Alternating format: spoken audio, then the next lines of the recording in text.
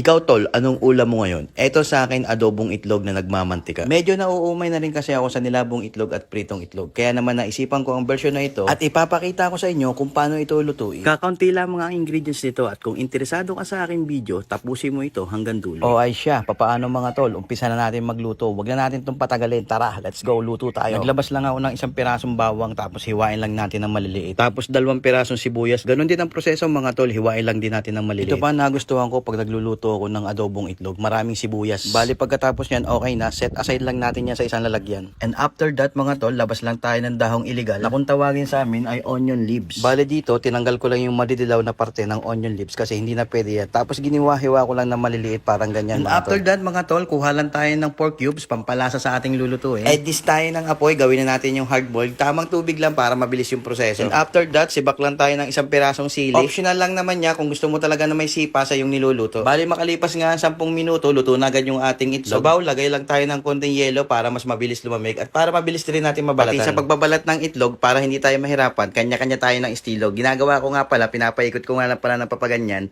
saka ako binabalatan. Siyempre, kanya-kanya pa rin tayo ng style sa pagbabalat. Ednis uli tayo ng apoy, labasan natin ng kawali, lagyan natin ng dairy cream, kapiraso lang, okay lang, saktong-sakto lang. Sunod na natin yung bawang, sibuyas, at i-mix-mix na lang natin yung mga tol. Ganyan lang ating pagluluto. Sunod na rin natin ng pork cubes. Ihulog na natin yung itlog na ginawa natin kanina. Konting toyo lang, yung tama lang ang alat. Lagyan natin ng tubig, pambalanse. Sunod natin mga tol, yung konting paminta, tama-tama lang. Lagyan din tayo ng konting asukal, pambalanse.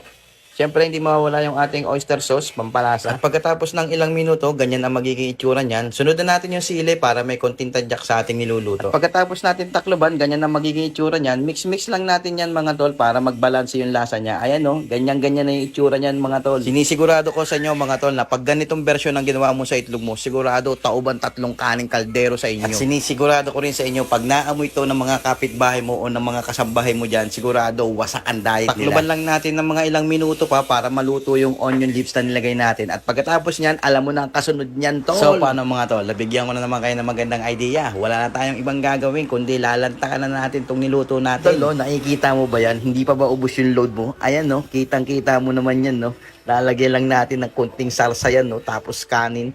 Tapos isusubo na natin yung itlog. Napaka talaga, tol. Kaya naman na, tol, talaga nakakapanggigil, tol. Talagang umpisahan mo na magluto ngayon dyan, boy. Sobrang nakakagigil talaga, tol, yung mga version ko ngayon ng itlog ngayon, ano. Kaya kung napanood mo to ng 3:00 ng madaling araw, sigurado gugutumin ka. Wag kang manonood ng ganong oras, mga tol.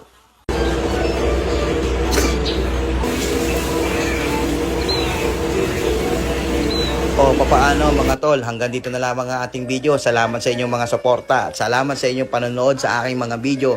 Hanggang dito na lamang. Salamat. Paalam.